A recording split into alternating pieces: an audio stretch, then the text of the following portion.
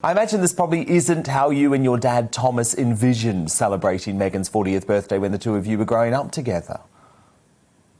No, not at all, especially in light of everything that's happened. So, it's bittersweet, really. I mean, after a series of assaults on the British royal family and our family, it seems like it's been a couple of years of, battle on war on the battlefield, if you will. And it's really strange juxtaposed with what would normally be a happy birthday celebration. So, yeah, I'd like to say happy birthday. Birthdays are supposed to be great, but I think in this case, it would be much nicer if it was a rebirth of sorts and a new beginning. But, given the track record, that's not likely. So it's very bittersweet. So, Samantha, let me get you to react first to the breaking news, the launch of this new initiative, 40 by 40. What did you make of it? Because it seemed quite cringeworthy, that video with Melissa McCarthy, but do you think it was a good cause, a good thing for Meghan to do on her 40th?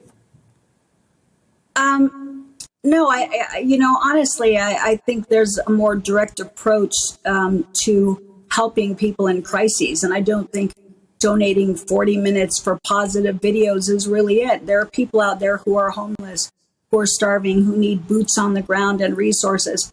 So all of the video stuff seems like a lot of PR fluff, and I really don't see it as, being useful. It's a nice thought, but people right now don't need thoughts. They need action. They need resources. And that being said, it just feels like a photo opportunity. And of course, the one person who Meghan will not be video calling is your father, Thomas Markle, who is so desperate to speak to his daughter and also to meet his two grandchildren. He's even considering legal action, Sam. What do you make of that decision? And do you think that he will go through with that, and would he have any success? Well, I think there's a lot of sensationalism behind the concept of a lawsuit, but simply under the law, it would be not a suit. It wouldn't be an aggressive attack. It would be exercising his basic grandparental rights to see his grandchildren. He's in the last stretch of his life.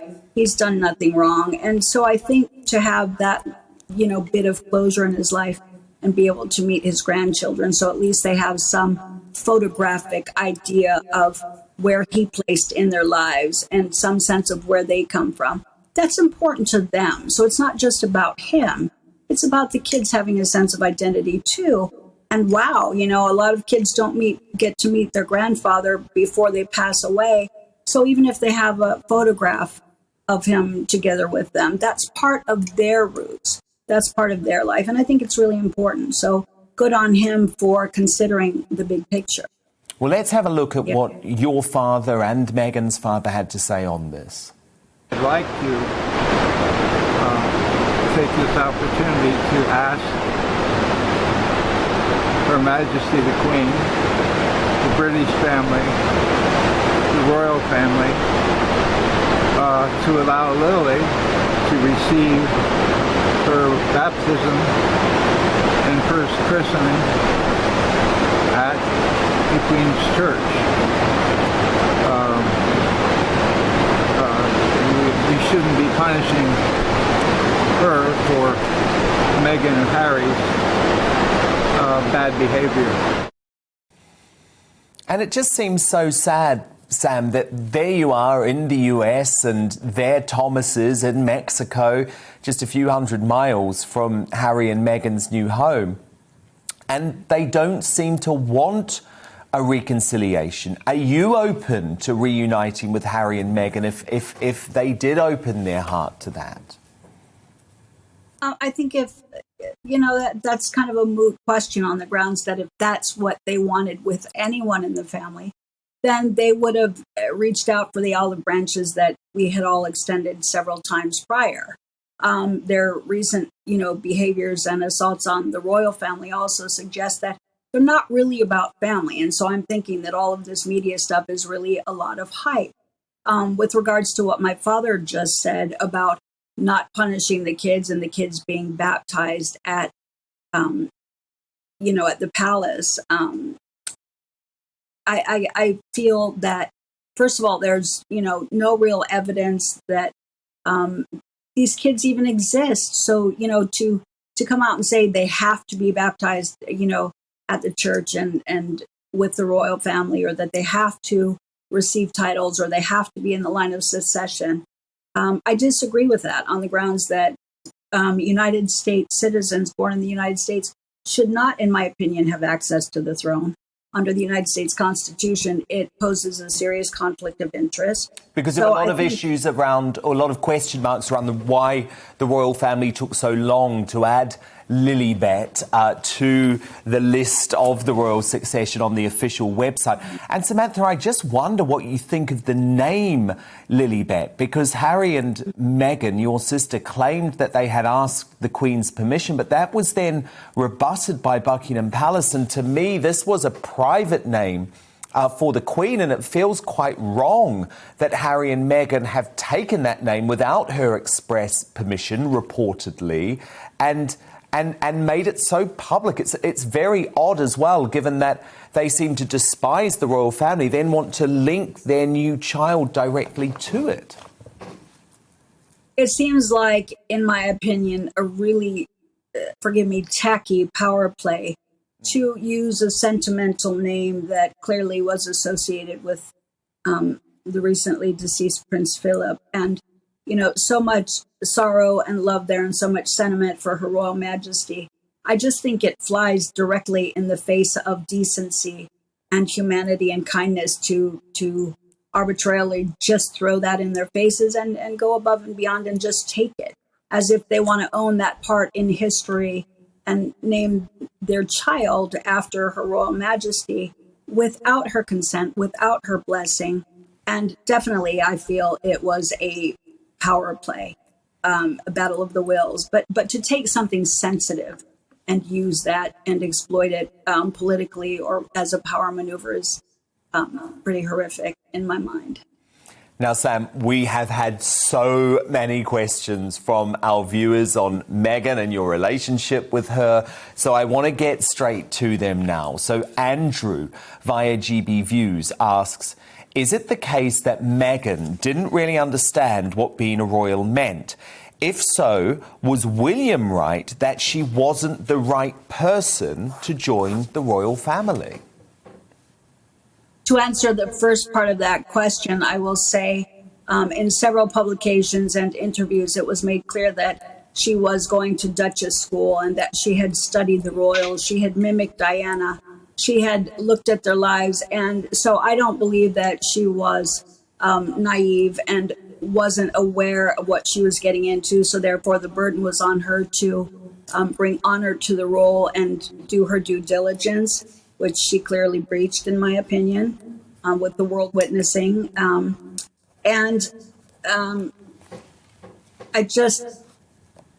I'm sorry, repeat the second part of the question again. I had a bit Well, was she the right person to join the royal family? I think William was correct. And I think perhaps he was reading, an undercurrent there. He was in tune with something that he felt. And it played out perfectly. I mean, I think now that, yes, he was spot on.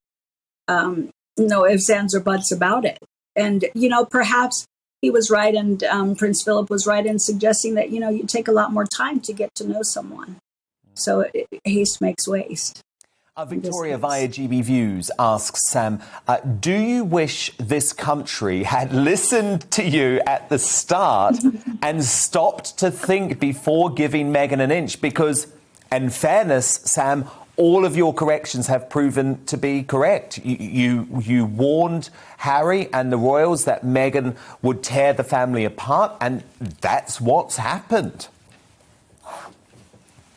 I've beat myself up with this time and time again in that I hate to say I told you so. And so many times I didn't waver, but I wanted to give her the benefit of the doubt. I kept thinking, she's not like Diana. I know this. What I'm saying is true. If she'll do this to our family, she'll do it to yours. But I was holding out. I thought maybe she'll step up to the plate and prove us all wrong. Maybe she'll do the right thing. And maybe the boundary will be the royals. Maybe she will develop graciousness and humanity and honesty and integrity within that relationship. And it didn't happen. So, yeah, I mean, I really do believe that had, anyone given what I was feeling and saying credence, we all wouldn't be witnessing a lot of this today. And I really feel dreadfully sorry for all of the public attacks on the royal family. I mean, it was hurtful for me to watch that, but that little voice inside of me was really sitting there going, God, if they would have just listened, God, and it's not about me being right. It's about, I felt like I was telling people not to go into a burning building and they were mocking me as they were going in anyway. So it's also very sad to watch. So yeah, I do wish people would have listened to my brother and my father and I. But this is an interesting question from David, also via GBViews, who asks, Sam, do you have any sympathy whatsoever for Harry, and how will it end? Wow, that's very broad, and that's a loaded question. In the beginning, I definitely did. I thought, he's got some serious ties to his mother that seems to have been manipulated. He's got voids in his life that my sister seems to be fulfilling. But the more I watched him play into it, I had to wonder if it was just out of rebellion for not getting his way for various things, or if it was similar to that of a Stockholm syndrome victim where, he started, because he was in between a rock and a hard place, started to feel like, my life was bad. I didn't know my life was so bad until she told me. And those were his words verbatim. So that suggested some coaching. And I realized that even if he was, quote unquote, a Stockholm syndrome victim, he's an adult. We're not talking about an adolescent. And he says he adores Meghan, and he's made all of the decisions, of course. Now, Andy on GBViews asks, why does Meghan say she wants privacy, then do everything she can to have none? No, that's like reverse psychology. That's like the person who goes out onto the middle of the Super Bowl field at halftime and says, oh, God, don't look at me. I want my privacy. You can't be saying it out of both sides of your mouth. And it's totally a contradiction in terms. Everything about everything they've done has been PR and publicity, I think, centered. So maybe by saying, don't look at me, they know people will look. Reverse psychology. Now, big question from Mark Sam. Do you think Meghan was being completely truthful in her interview with Oprah Winfrey? If not, what do you think she was not being truthful about? Well, I couldn't find anything in that interview that she was being truthful about. Everything about our family. She didn't lose her father. She iced him. Clearly, the world knows through genealogy charts and pictures that are salient in the media that she has two siblings. Not, I wish I had siblings. That was, a weird fantasy and disconnect from reality. And clearly, to suggest that there was a secret wedding with the Archbishop of Canterbury, which he has adamantly stated never happened, suggests a disconnect. So I don't know if it was purposely being disingenuous or if there was some fantasy involved. And yes, like the rest of the world, I was watching that going, what? Why? It's just as easy to tell the truth, but she didn't. The whole thing was such a farce. Maybe generated to drive ratings for Oprah, but I think Oprah should have done her due diligence. Oprah, I'm sure, found out at one point that none of it was true. Oprah was journalistically weak. She was journalistically weak. We know that now. Now, Lily, also via GBViews, asks, is it true that Meghan was obsessed with Princess Diana when she was younger?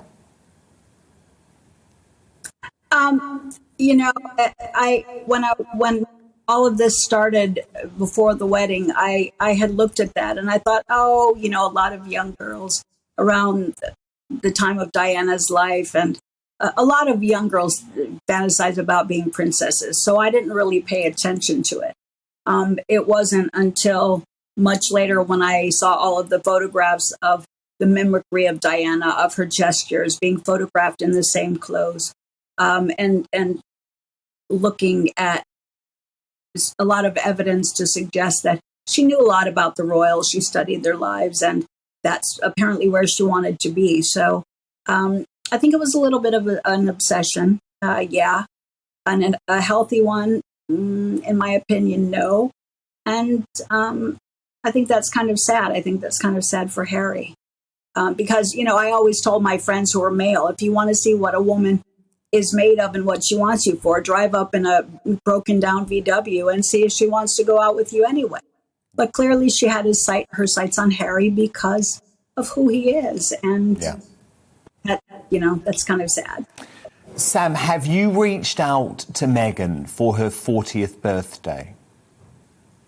Oh, no. Okay, so if she is watching, what is your message to her? Speak directly down the camera to your sister tonight. Oh, wow. Okay, tell your attorneys and your PR people I said to step to the curb. First of all, you're not 12 or 19, and even if you were, Dad's given you everything your whole life and has been amazing to you. You had no right to treat him like this, or the royal family, or anyone. You are 40. How long will it take for you to wake up and be decent and be the humanitarian that your PR makes you out to be? This is not a game. These are real people with lives and hearts and feelings. And how dare you exploit that and ignore it and treat people like they're dish rags? You did a dish soap commercial. Well, great, fine, wonderful, but you don't treat people like dish rags. Talk about inequality. Treat the people in your lives like they have some value and like they are as important as your photo ops and your, galas and whatever. Life is really short, and all of that stuff doesn't matter. What matters is the people around you that you are icing and that are not replaceable. So that's... God, you're 40, and you might not have a 41, and Dad might not have another birthday. Yeah, so let's if the pandemic has taught us one thing, it's let's connect with the people who we love while we still can. And that's my final question to you tonight, Samantha Markle. Do you still love your sister Meghan?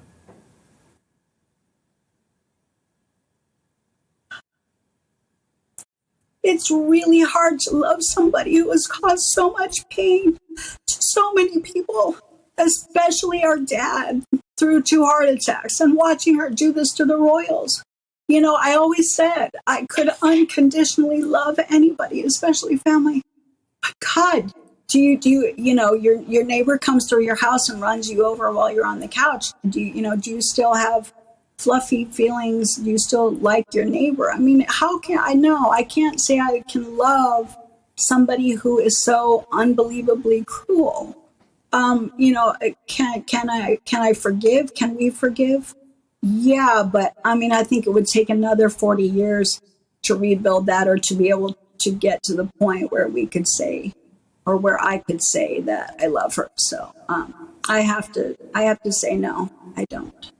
Well, Samantha, thank you for being so brave tonight, and thank you for joining us. It's a really sad situation, and I hope that you can resolve it. And I especially hope for Thomas Markle, who I think is a thoroughly decent man, that he gets the opportunity to be reunited with his daughter, to meet his son-in-law and his 2 grandchildren for the first time, because it would be a real travesty to not give him that opportunity. Samantha Markle, thank you for being here in tonight's Big Question. Thank you.